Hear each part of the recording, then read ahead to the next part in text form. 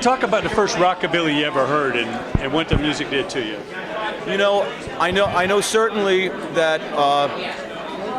I know certainly when it was the late 70s, and I would be hanging around at CBGB's in Max's, Kansas City, and you know, I remember seeing a poster of Elvis as the Hillbilly Cat at Max's, Kansas City, which I thought was a kind of a strange thing, because all I knew of Elvis at that point was Vegas stuff.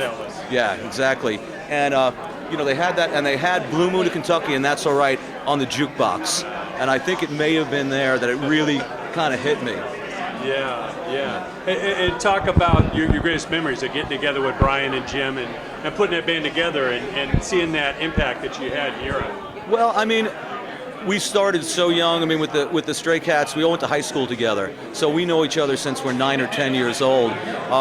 But it was, you know, it was an amazing journey, and you know, there's a lot of funny memories. When we moved to London, the three of us, of course, we moved from New York to London to see what would happen, and we bought 5 one-way airline tickets, 3 for the band, 1 for my bass, and 1 for a bartender from Philly that I don't know why we brought him, but you know, we had our own bartender, and was basically homeless on the streets carrying around that bass. Yeah.